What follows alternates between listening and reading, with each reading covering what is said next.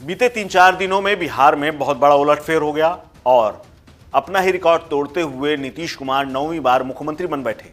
मुख्यमंत्री पद से इस्तीफा दे करके दूसरे के साथ नया गठबंधन करने का नीतीश कुमार रिकॉर्ड तोड़ चुके हैं। अब ऐसे में तमाम लोग सोशल मीडिया पर इस बात पर भी चर्चा कर रहे हैं कि बिहार में चाहे जिस पार्टी के चाहे जितने नंबर आए, लेकिन सरकार में शामिल होने का और राज करने का मौका सभी को मिलता है। क्योंकि पहले तो एनडीए गठबंधन में रहते हुए नीतीश कुमार खुद सरकार चला रहे थे, वहीं दूसरी तरफ विपक्ष को एक बार फिर से साथ ला करके यहाँ यानी महागठबंधन के साथ जा करके उन्हें भी सरकार चलाने का मौका दे दिया।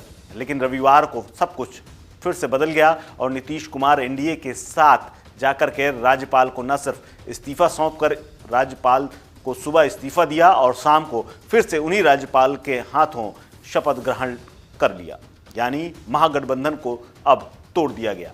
नीतीश कुमार ने इसके बाद कहा कि गठबंधन में सब कुछ ठीक नहीं चल रहा था, इंडिया गठबंधन में हम लोग काम कर रहे थे, सभी को साथ ला रहे थे, बाकी लोग काम नहीं कर रहे थे, गठबंधन की स्थिति ठीक नहीं थी, इसीलिए उन्होंने ये गठबंधन तोड़ दिया। तो ऐसे में अब सवाल है कि 2024 के लोकसभा चुनाव से ठीक पहले ऐसा क्या हुआ जो नीतीश कुमार एनडीए में वापस चले गए, महागठबंधन तोड़ दिया, इंडिया गठबंधन से भी अपना पीछा छुड़ा लिया।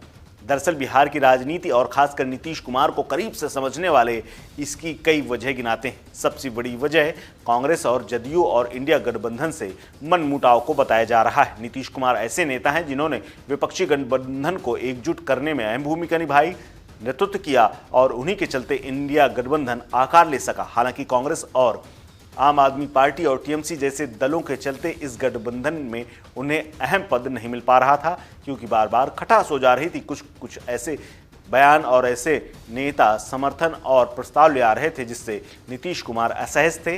नाराज नीतीश कुमार अब अलग हो गए हैं और इसी के साथ ही इंडिया गठबंधन का जो अस्तित्व है वो भी खतरे में पड़ गया है। लेकिन माना यह जा रहा है कि महागठबंधन से वो क्यों अलग हुए, बिहार में ऐसा क्या हो रहा था सरकार में जो वो असहज थे।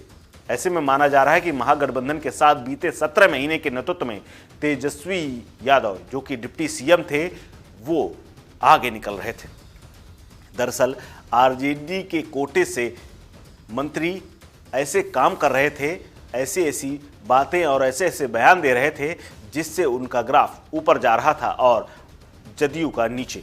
दरअसल आरजेडी कोटे के मंत्रियों के ऊपर हालांकि नीतीश कुमार ने ऐसे आरोप लगाया है जिसके बाद बवाल हो गया है। उन्होंने कहा है कि ये लोग काम नहीं कर रहे थे और ना ही करने दे रहे थे, जिसको लेकर कोई बवाल बखेड़ा हो और नीतीश कुमार इससे पहले असहज हों, इसीलिए उन्होंने इस गठबंधन से पीछा छुड़ा लिया। महागठबंधन के शासनकाल में दरअसल नीतीश कुमार ने 2 लाख से ज़्यादा नौकरियां दी, जिसका पूरा क्रेडिट तेजस्वी यादव को गया, क्योंकि आरजेडी ने नौकरी देने का वादा किया था जिसमें तेजस्वी की छवि चमक रही थी और नीतीश कुमार पीछे हो रहे थे।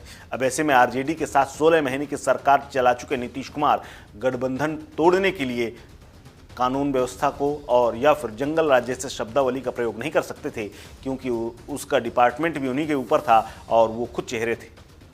गृह मंत्रालय और शासन उन्हीं के अधीन था। ऐसे में वो ठीकरा आरजेडी के ऊपर नहीं फोड़ सकते थे, इसीलिए उन्होंने काम न करने की बात कह दी। हालांकि आरजेडी को उसका सीधा फायदा होता दिख रहा है, क्योंकि इन युवाओं को बड़ी संख्या में नौकरी मिली और जिस तरह से शिक्षकों की नियुक्ति हो या फिर परमानेंट करने की बात हो, इसको लेकर के आरजेडी को एज मिल रहा था। इसीलिए नीतीश कुमार थोड़ा सा असहज महसूस कर रहे थे।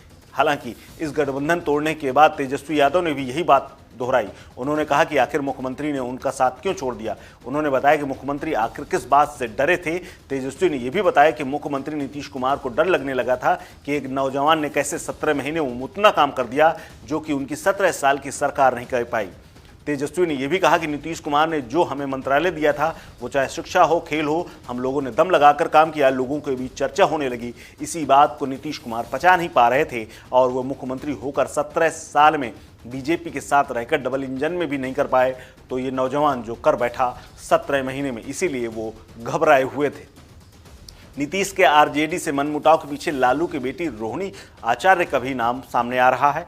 दरअसल एक और ये भी कहा जा रहा है कि लालू यादव अपने बेटे तेजस्वी यादव को सीएम बनाने की तेजी दिखा रहे थे, इसीलिए लगातार नीतीश कुमार पर संयोजक इंडिया गठबंधन का बनने का दबाव बना रहे थे। वहीं दूसरी तरफ रोहिणी आचार्य ने सोशल मीडिया पर जिस तरह की पोस्ट लिखी, जिसमें उन्होंने नीतीश कुमार के वंशवादी राजनीति के एक बयान को आधार बनाते हुए तीखी टिप्पणी की थी, तो ऐसे में जदयू के सामने गठबंधन तोड़ने के अलावा कोई चारा भी नहीं बचा था। बाद में जब कुछ जदयू नेताओं ने इसका विरोध किया तो रोहिणी आचार्य ने हालांकि अपनी पोस्ट डिलीट कर दी थी।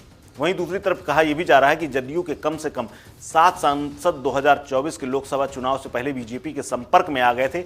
ये भी बड़ा एक सवाल था। इसीलिए सांसदों का दबाव था कि वो एक बार फिर से एनडीए के साथ जाएं, क्योंकि जदयू के साथ जाने की वजह से उन्हें हार मिल सकती है। दरअसल इन सांसदों ने 2019 के चुनाव में एनडीए गठबंधन के समीकरण के चलते ही चुनाव जीता था और फिलहाल राजद, कांग्रेस और लेफ्ट समीकरण वाले मौजूदा गठबंधन में चुनाव जीतने की इनकी संभावना कम भी थी। इनका निजी सर्वे ऐसा ही कुछ कह रहा था।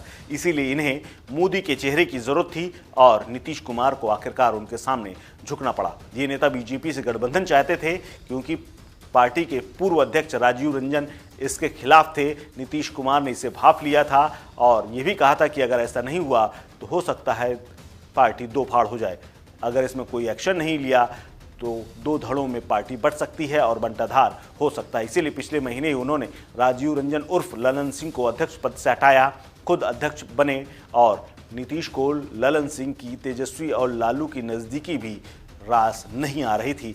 इसीलिए पूरे गठबंधन को तोड़ने की एक अहम वजह बनी। लेकिन अब देखना होगा इस गठबंधन के तोड़ने और जोड़ने के परिणाम 2024 के लोकसभा चुनाव में कैसा परिणाम आता है और आने वाले अगले साल यानी 2025 के बिहार चुनाव में इसका क्या असर रहता है, इसके लिए थोड़ा सा इंतजार करना होगा। फिलहाल इस खबर में इतना ही। अपडेट्स के लिए बने रहिए वन इंडिया हिंदी के साथ। नमस्कार।